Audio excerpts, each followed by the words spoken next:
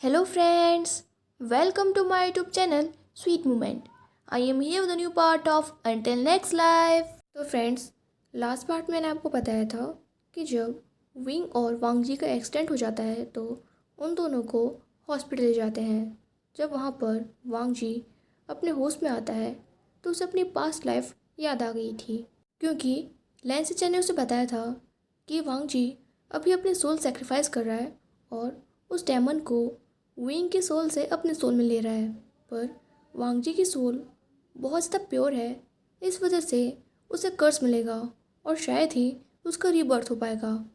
और अगर उसका बर्थ हो भी गया तो उसे अपने पास्ट लाइफ की मेमोरीज याद नहीं रहेंगी और उसे अपने पास्ट लाइफ की मेमोरीज तभी याद आएंगी जब दोबारा से कोई सेक्रीफाइस हो।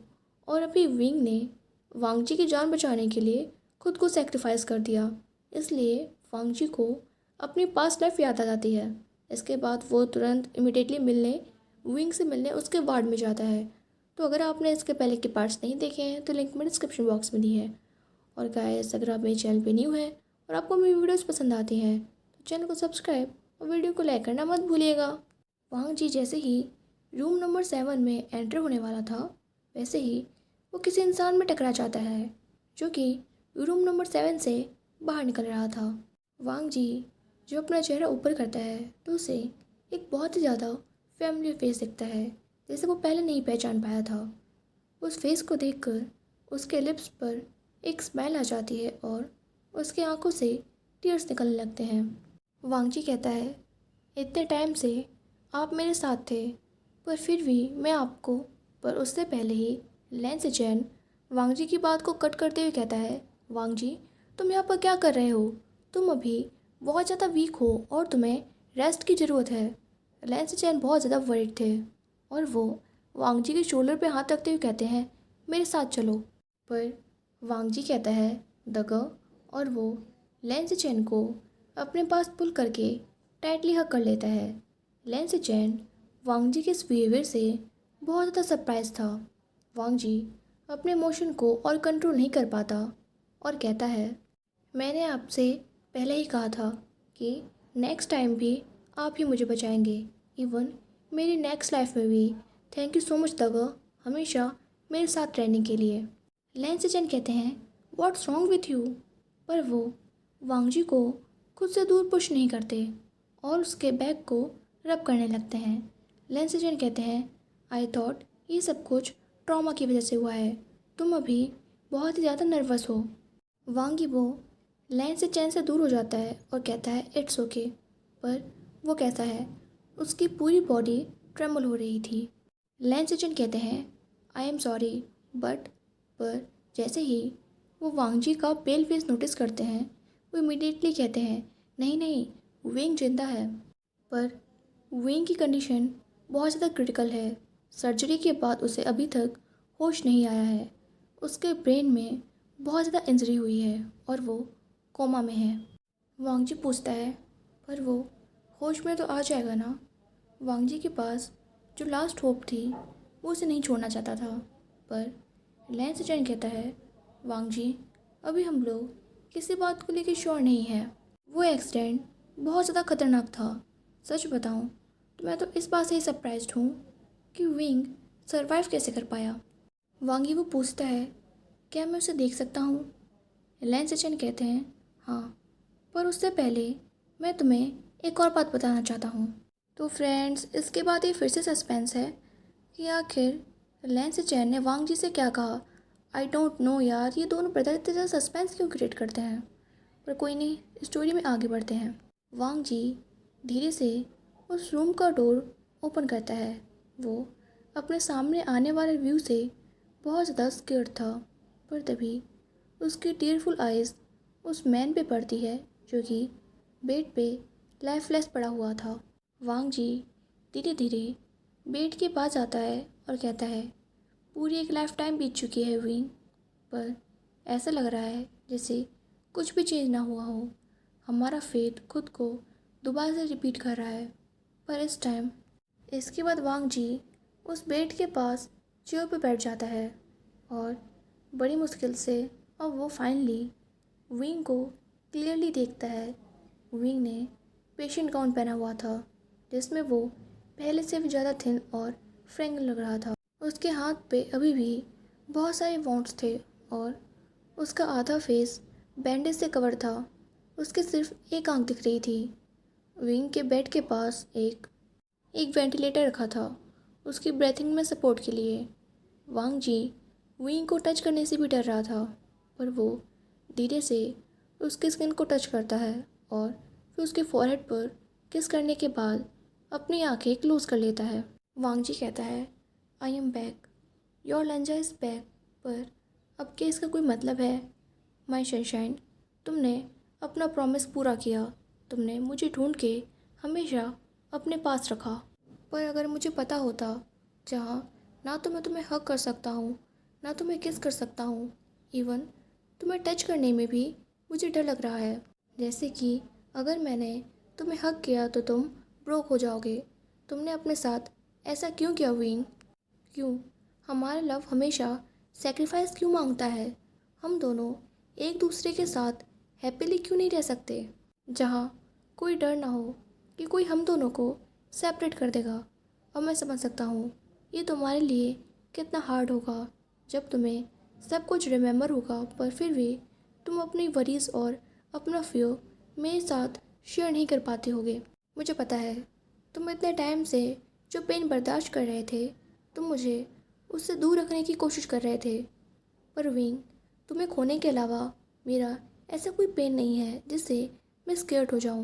मैं तुमसे बहुत सारी बातें शेयर करना चाहता हूँ, पर तुम्हारे होश में आने के बाद विंग, अगर तुम्हें हमारा पूरा पास्ट याद आ गया होगा तो मैं स्केर्ड हूँ कि क्या तुम मुझे मेरी सेल्फिशनेस के लिए माफ़ करोगे या नहीं। My lovely seamless boy. पर उसके बाद वांग जी कुछ टाइम के लिए स्टॉप होता है और शायली स्माइल करते हुए कहता है, ओह मैं भूल गया था, अब तुम मेरे गगा हो। पर ये कितना ज़्यादा एम्बैरसिंग है। पहले मैं तुम्हारे लिए ग्रेट हंगवा जुनवा करता था, पर मैं तुम्हें कुछ भी बुला सकता हूँ, सुगर डैडी भी। बट प्लीज़ तुम जाग जाओ। इस बार मैं बहुत ज़्यादा पावरलेस हूँ। मैं चाह कर भी कुछ नहीं कर सकता, सिर्फ तुम्हारे पास रह सकता हूँ और तुम्हें अपना लव फील करवा सकता हूँ। इस बार सब कुछ तुम पे डिपेंडेंट है विंग।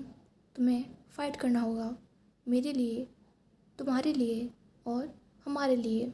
हमें सेकंड चांस मिला है विंग और हम इसे इस तरह वेस्ट नहीं कर सकते।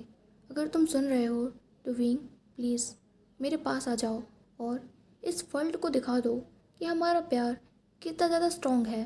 दगा, मेरा मतलब कि डॉक्टर लेंस चैन ने कहा था कि तुम्हें बहुत सारे सीरियस वाउंड है विंग और उनके कुछ निशान भी रह सकते हैं।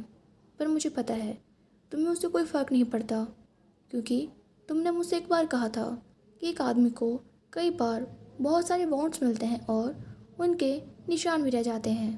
और हम दोनों ने एक दूसरे के लिए अपने हार्ट और बॉडी पे बहुत सारे वाउंड्स और उनके निशान लिए हुए हैं, और अगर उससे कुछ चेंज हो जाता है तो मैं उन वाउंड्स को दोबारा से लेने को तैयार हूँ।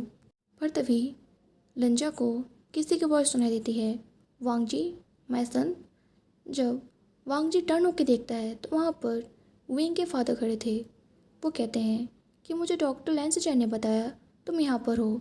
तुम क्या कर रहे हो? तुम्हें अभी रेस्ट की ज़रूरत है।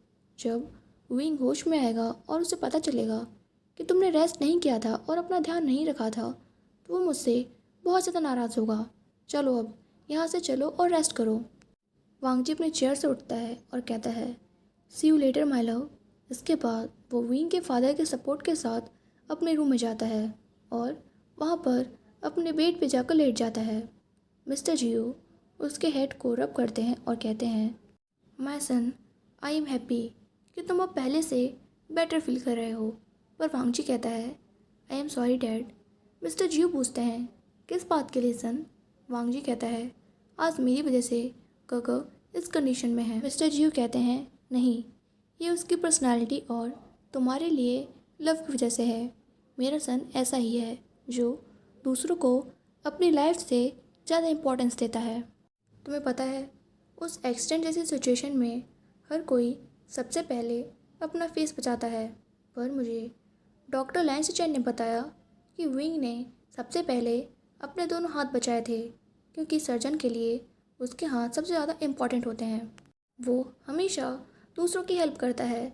विंग अपने चाइल्डहुड से ही ऐसे स्ट्रेंज बिहेव करता आ रहा है, जैसे उसके ऊपर पूरे वर्ल्ड का डेबिट है और वो उसे उतारने की कोशिश कर रहा है।